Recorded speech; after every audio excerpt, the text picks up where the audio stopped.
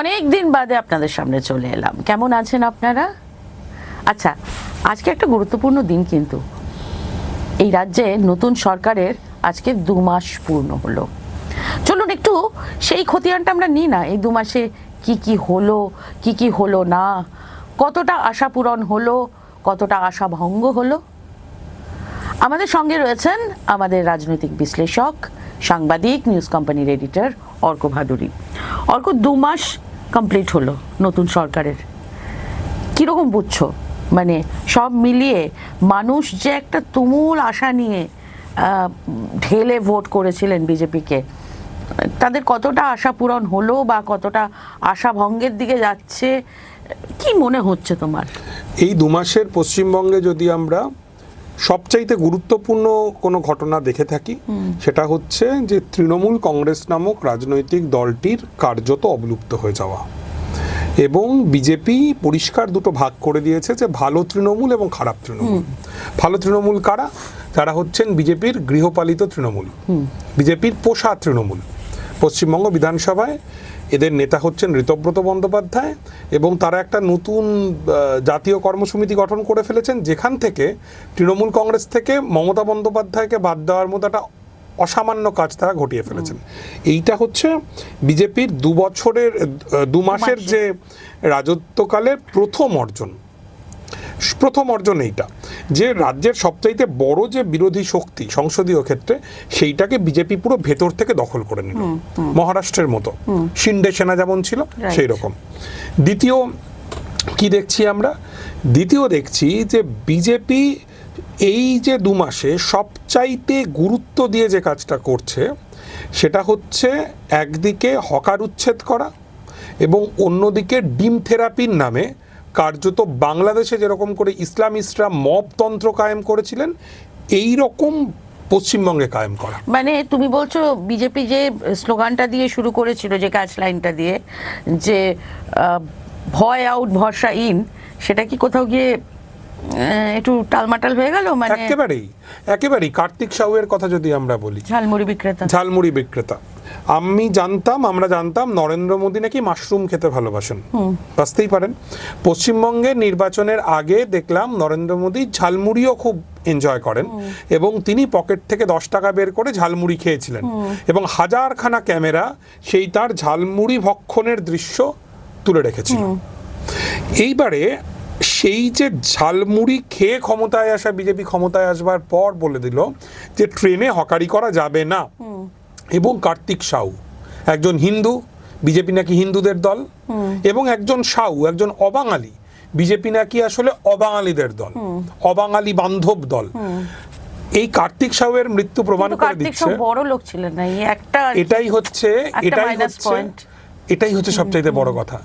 BJP যদি অবাঙালিদের দল হয়, তাহলে বিজেপি বড়লোক অবাঙালিদের দল, আর বিজেপি যদি হিন্দুদের দল হয়, তাহলে যারা বড়লোক হিন্দুদের দল। এই কার্তিক সাউ কি করলেন?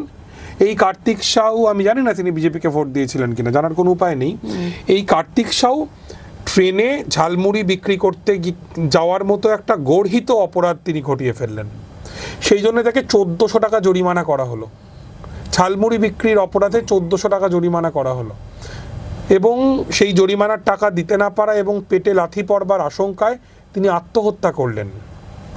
কার্তিক সাউ একা নন, প্রমথ মণ্ডল, এই যে 2 মাসের কথা তুমি জিজ্ঞেস করছিলে, এই 2 মাস হচ্ছে প্রমথ মণ্ডলেরও মরে যাওয়ার 2 মাস। চাকদহের মানুষ প্রমথ মণ্ডল, তিনিও হকার। দমদম স্টেশনের মহিলা হকার আত্মহত্যার চেষ্টা করেছেন ট্রেনের সামনে ঝাঁপিয়ে পড়ে, সব এই 2 মাসে। একটার পর একটা জায়গায় হকার উচ্ছেদ হয়েছে, বস্তি উচ্ছেদ হয়েছে। যে মানুষ হাবড়া স্টেশনে যে মানুষ বিজেপিকে ভোট দিয়েছিলেন, সেই মানুষ কাঁদতে কাঁদতে বলছেন কি পরিবর্তন চেয়েছিলাম আর কি পরিবর্তন পেলাম। এই হচ্ছে বিজেপির 2 মাসের দ্বিতীয় খুব গুরুত্বপূর্ণ অর্জন। তৃতীয় গুরুত্বপূর্ণ অর্জন কি? ডিমের দাম বাড়িয়ে দেওয়া। অগ্নিমিত্রা পাল তিনি বলছেন যে এখন নাকি, আমরা আগেও এই নিয়ে কথা বলেছি নিউজ কোম্পানিতে, 2 ধরনের ডিম পাওয়া যায়, একটা ছোড়ার ডিম, একটা খাওয়ার ডিম, এবং ছোড়ার ডিমের নাকি দাম বেশি। তাহলে আমরা দেখছি যে বেশি টাকা দিয়ে মানুষ ডিম কিনছেন, ক্যাপ ফাটানোর মতো করে রাজনৈতিক প্রতিপক্ষর মুখে সেই ডিম ছুঁড়ে মারবেন বলে। তারও দেখো, তার মানে তো মমতা বন্দ্যোপাধ্যায় রাজ্যের খুব একটা খারাপ অবস্থায় রেখে যাননি।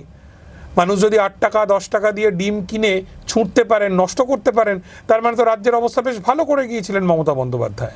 আমরা আগেও এই নিয়ে কথা বলেছি। কিংবা আরেকটা পসিবিলিটিও থাকতে পারে, কোথাও থেকে এরা টাকাটা পাচ্ছে। যদি এটা স্বতঃস্ফূর্ত গণরোষ হয়, বিজেপি যেটা বলছে, তাহলে তো মেনে নিতে হবে যে জনগণের হাতে খরচা করার জন্য যথেষ্ট টাকা আছে।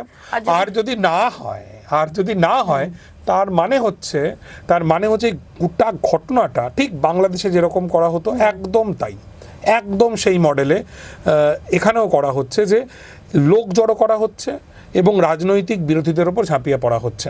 এই কয়েকদিন আগের কথা, মহুয়া মৈত্র তৃণমূল কংগ্রেসের টিকিটে জয়ী সাংসদ, কৃষ্ণনগরের সাংসদ, তিনি তার নিজের লোকসভা কেন্দ্রের মধ্যে মিটিং করছিলেন কালীগঞ্জে। সেই অফিস ঘিরে ফেলে বিজেপির লোকজন এবং টানা 3-4 ঘন্টা ধরে মহুয়া মৈত্রকে গালিগালাজ করা, হুমকি দেওয়া, পাথর ছোঁড়া, ডিম ছোঁড়া ইত্যাদি চলতে থাকে। এবারে কথা হচ্ছে, মহুয়া যদি খুব ভালো তৃণমূল হয়ে যেতেন, যেমন হচ্ছেন ববি হাকিম, যেমন নাকি জাভেদ খান, যেমন মেসিকে আলিঙ্গন করা অরূপ বিশ্বাস, যেমন ঋতব্রত বন্দ্যোপাধ্যায়, আরবানায় থাকা রচনা বন্দ্যোপাধ্যায়, তাহলে কিন্তু মহুয়া মৈত্রকে ডিম খেতে হতো না। কাজেই প্রশ্নটা এটা নয় যে কোন তৃণমূল নেতা দুর্নীতিগ্রস্ত তাই তার উপর বিজেপির জনরোষ আছড়ে পড়বে। সেই তৃণমূল নেতার উপরেই বিজেপির জনরোষ আছড়ে পড়বে যিনি ভালো তৃণমূল হতে রাজি নন এখনো পর্যন্ত। শুধু কি তাই? তা তো নয়। পশ্চিম মেদিনীপুরের আমি দেখলাম সিপিআইএম এর কয়েকজন কর্মী, তারা নিজেদের পার্টি অফিসে বসে মিটিং করছিলেন, নিজেদের পার্টি অফিসের মধ্যে। সেখানে ঢুকে বিজেপির লোকজন হুমকি দিয়েছে এবং তারা বলছে মিটিং বন্ধ করে দিতে হবে, পার্টি অফিসে বসেও কথা বলতে পারা যাবে না। তাহলে পশ্চিমবঙ্গে বিজেপি বিরোধিতা করা যাবে না, এটাই কি আমাদের 2 মাসের অর্জন? আমরা 2 মাস থেকে এইটা পেলাম? মধ্য কলকাতার বিস্তীর্ণ এলাকায় 163 ধারা জারি করে বলা হচ্ছে কোনো মিটিং মিছিল ইত্যাদি করা যাবে না। কেন বলা হচ্ছে? যাতে বিজেপি বিরোধী রাজনৈতিক দলগুলো, যারা তৃণমূলই হোক বা কংগ্রেস হোক বা বামপন্থীরা হন, সেই রাজনৈতিক দলগুলোর মিটিং যাতে আটকানো যায়। 2 মাসে তো আমরা এই পেলাম, এর বাইরে আর কি পেলাম? আরেকটা ডিম, মিড ডে মিলের ডিমটা বন্ধ হলো। মিড ডে মিল নাকি ইসকনকে দিয়ে দেওয়া হবে এবং মাননীয় মুখ্যমন্ত্রী শুভেন্দু অধিকারী তিনি বলছেন, খেয়েই দেখুন না ইসকনের খাবার, ভালো হবে, হরে কৃষ্ণ বলতে হবে না। আমরা জানি না, আমি অন্তত বুঝতে পারছি না যে এই যে বলে দেওয়া হলো যে ইসকন আমাদের রাজ্যের ছেলে মেয়েদেরকে মিড ডে মিল খাওয়াবে, কলকাতা জেলার অন্তত ছেলে মেয়েদেরকে মিড ডে মিল খাওয়াবে, টেন্ডার ডাকা হয়েছিল। টেন্ডার না ডাকলে কি সরকার এরকম করে কোনো সংস্থাকে দায়িত্ব দিতে পারে? ডিম নিয়ে আমরা পরে কথা বলবো, নিশ্চয়ই আমরা একটা আস্ত এপিসোড নিয়ে আসবো, এটা আমাদের খাদ্যাভ্যাস বদলে দেওয়ার চেষ্টা হচ্ছে কিনা। আমার প্রশ্ন হচ্ছে, টেন্ডারটা ডাকা হয়েছিল, এটা তো গণতন্ত্র, তোমাকে তো টেন্ডার ডাকতে হবে। আমরা যদি একটু খতিয়ে দেখতে চাই, হ্যাঁ, এর মধ্যে কিছু কিছু পজিটিভ জিনিস আমরা পাচ্ছি, আপাতভাবে পজিটিভ জিনিস আমরা পাচ্ছি, যেরকম অগ্নিমিত্রারই আরেকটি ঘোষণা যে মহিলাদের বাস জার্নি করতে কোনো টাকা লাগবে না। কিন্তু সেক্ষেত্রে আবার কোনো ক্ষেত্রে অভিযোগ আসছে যে বাস নাকি মহিলাদেরকে তুলতে অস্বীকৃতি জানাচ্ছে কোনো বাস, কারণ তাদের জন্য বিষয়টা খুব লাভজনক হচ্ছে না। কিন্তু ওভারঅল যদি দেখি তাহলে তো নতুন কিছুই না, একই রকম, বরঞ্চ কোনো ক্ষেত্রে আরও অনেকটা খারাপের দিকে আমরা যাচ্ছি। আমরা যেরকম ওই বাক স্বাধীনতা নিয়ে আমরা দেখেছি, পূর্বতন সরকারের ক্ষেত্রে, যেমন অম্বিকেশ মহাপাত্রর ঘটনাটা একটা বড় উদাহরণ, যে সোশ্যাল মিডিয়ায় তিনি একটি মজা করেছিলেন। তো তুমি বলছো যে এখানেও এটা কি আরো দ্বিগুণ ভাবে আসছে এই বাক স্বাধীনতা হরণের জায়গাটা, নাকি সেরকম নয় আর কি, যতটা আমরা ভাবছি সেই অশনি সংকেতটা আমরা ঠিক নয় হলে ভালো লাগতো, কিন্তু আসলে ঠিক। ডোমকলের 2জন কন্টেন্ট ক্রিয়েটর, যারা বিজেপিরও সমালোচনা করে, তৃণমূলেরও সমালোচনা করে, একজন মুসলিম একটি ছেলে আর একজন হিন্দু, তাদেরকে হাজতে ঢুকিয়ে দেওয়া হয়েছিল। শুভেন্দু অধিকারীর বিরুদ্ধে লেখালেখি করবার জন্য একাধিক জনকে পুলিশ হ্যারাস করেছে বলে অভিযোগ আসছে। এইগুলো তো অশনি সংকেত বটেই। মারাত্মক অশনি সংকেত। এবং সবচাইতে বড় কথা, আমার যে জীবন ধারণের স্বাধীনতা, আমরা এই 2 মাসে কি দেখেছি?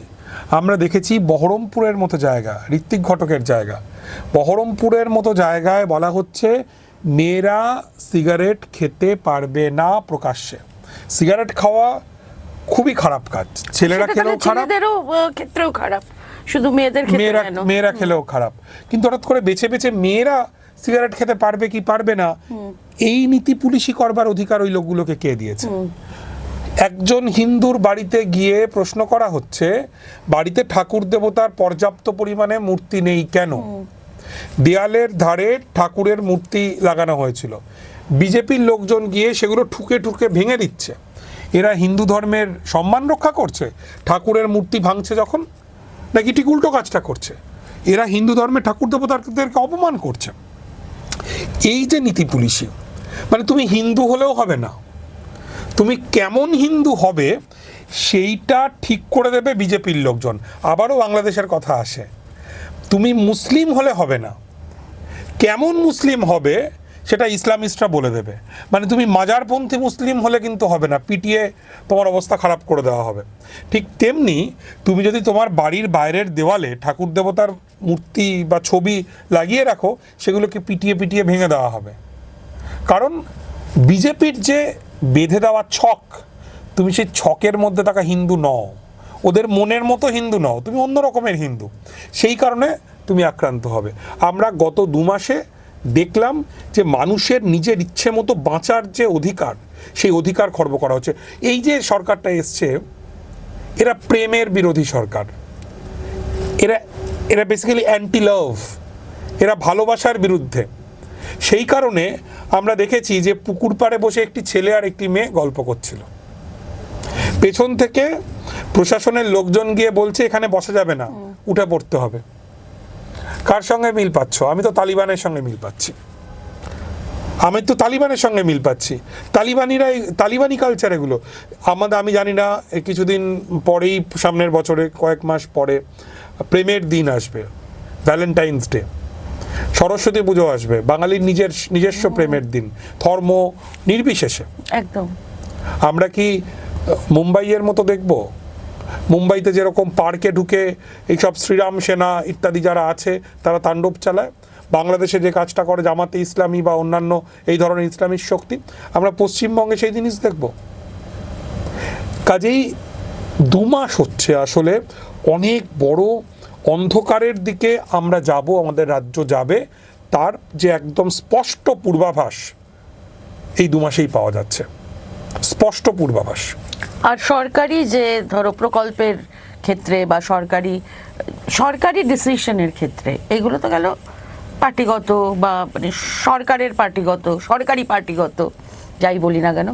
ধরো অন্নপূর্ণা ভাণ্ডার বা ডিএ, যে বকেয়া ডিএগুলো রয়েছে, এগুলোর ক্ষেত্রে তোমার কি মনে হয় যে সত্যি সত্যি একটা পজিটিভ পদক্ষেপ কি সরকারের পক্ষ থেকে নেওয়া হবে? প্রথম কথা হচ্ছে যে অন্নপূর্ণা ভাণ্ডার যখন বিজেপি দেয়, তখন বিগত সরকারের আমলে যে একটা ব্যাপক প্রচার হতো যে মমতা বন্দ্যোপাধ্যায় নাকি ভিক্ষা দিয়ে মহিলাদেরকে তার দিকে রেখেছিলেন। কাজে অন্নপূর্ণা ভাণ্ডারের দেওয়ার সিদ্ধান্ত প্রমাণ করে যে বিজেপিও আসলে যেটাকে ভিক্ষা বলতো সেটাই আসলে দিতে চাইছে, আরো বেশি করে দিতে চাইছে। অন্নপূর্ণা ভাণ্ডার যদি রাজ্যের প্রত্যেক মহিলা পান, তাহলে সেটা একটা অবশ্যই খুব একটা সাধু উদ্যোগ, একটা গুরুত্বপূর্ণ উদ্যোগ। কিন্তু এক্ষেত্রে যে একটা যে বিপুল পরিমাণে একটা ফর্ম ফিল আপের একটা বিষয় রয়েছে, পশ্চিমবঙ্গর মতো রাজ্যে একদম প্রান্তিক পরিবারের মহিলারা পর্যন্ত তারা এই ফর্ম ফিল আপ করতে কতটা পারবেন, কিভাবে করবেন, এটা নিয়ে অনেকেরই আশঙ্কার জায়গা রয়েছে। কিন্তু যদি সেটা ওভারকাম করে বিজেপি সরকার তার এই প্রতিশ্রুতি রক্ষা করতে পারে, সেটা নিঃসন্দেহে একটা ফ্যান্টাস্টিক একটা বিষয়, এটা স্বীকার করতে কোনো দ্বিধা থাকার কোনো কারণ নেই। কিন্তু অন্নপূর্ণা ভাণ্ডারের জন্য কি রাজ্যের কোষাগারে পর্যাপ্ত পরিমাণে অর্থ রয়েছে, যথেষ্ট পরিমাণে টাকা কি আছে? এই প্রশ্নের উত্তর পাওয়ার জন্য কিন্তু আমাদেরকে অপেক্ষা করতেই হবে। এবং বকেয়া ডিএ, অবশ্যই সেটা তো যদি সেই বকেয়া ডিএর যে সমস্যা, সেই সমস্যা যদি মিটে যায়, এই সরকার যদি মেটাতে পারেন তাহলে ভালো, অবশ্যই ভালো, সদর্থক পদক্ষেপ। কিন্তু এক্ষেত্রে আবারও সরকারের অভিমুখটা কোন দিকে? তখন আমরা পূর্বতন বামফ্রন্ট সরকারের প্রসঙ্গে যদি আমরা আলোচনা করি, বামফ্রন্ট সরকারের প্রচুর সমালোচনার জায়গা থাকতেই পারে, কিন্তু বামফ্রন্ট সরকারের প্রথম দিকে অভিমুখটা ছিল স্পষ্ট। যখন ৭৭-এ বামফ্রন্ট ক্ষমতায় এলো, তারপরে তার অভিমুখ ছিল হচ্ছে গরিব মানুষের দিকে। তাই ভূমি সংস্কার, তাই কৃষকের ক্ষমতায়ন, অন্তত বামফ্রন্ট সরকার চেষ্টা করেছিল। তার আগে যে যুক্তফ্রন্ট সরকার স্বল্পমেয়াদী ছিল, তখনও অভিমুখ ছিল শ্রমিকের দিকে। সেই জন্য ঘোষণা হয়েছিল যে গণ আন্দোলনে, বিশেষ করে শ্রমিক আন্দোলনে, তা যদি ন্যায়সঙ্গত হয় পুলিশি হস্তক্ষেপ করবে না। যুক্তফ্রন্ট সরকার ঘোষণা করেছিল, বামফ্রন্ট এসে ভূমি সংস্কার করেছিল। বিজেপি সরকার কিন্তু তার অভিমুখটা স্পষ্ট করে দিচ্ছে। বকেয়া ডিএ ক্লিয়ার করা অবশ্যই সদর্থক পদক্ষেপ, তার উল্টো দিকের ছবিটা হচ্ছে হকার উচ্ছেদ করা, অর্থাৎ সস্তার বাস্তুতন্ত্রকে ভেঙে দাও, গরিব মানুষের বাংলাকে কেড়ে নাও। বাংলাটা হবে বড়লোকের বাংলা, বাংলাটা হবে সচ্ছল মানুষের বাংলা। কিন্তু মজাটা হচ্ছে এত কিছুর পরেও বাংলায় গরিব মানুষ কিন্তু সংখ্যাগরিষ্ঠ। সেই কারণে যারা বিজেপিকে ভোট দিয়েছেন তারাই যখন উচ্ছেদ হন, তারা কিন্তু খুব স্পষ্ট গলায় বলছেন যে তারা আসলে খাল কেটে কুমির এনেছেন। তাদের সেই কান্না, একটা ছবি তুমি নিশ্চয়ই দেখেছো, হাবড়া স্টেশনের ছবি, একটা দোকান ভেঙে দেওয়া হয়েছে। আমার কাছে 2 মাসের সবচাইতে প্রতীকী ছবি ওইটা। ওই ছবিটা দিয়ে আমি 2 মাসকে দেখি। একটা দোকান ভেঙে দেওয়া হয়েছে, একজন অসহায় বৃদ্ধ মানুষ ওই দোকানে বসে রয়েছেন, পাশে লেখা রাখে হরি মারে কে, কে মারে আমরা জানি, মারে সরকার, মারে রাষ্ট্র, মারে পশ্চিমবঙ্গে ডবল ইঞ্জিনের সরকার। এবং আগামীতে এই মারটা আরও তীব্র হবে। গত 2 মাস আসলে এই আরও বড় মারের পূর্বাভাস ছাড়া কিচ্ছু নয়।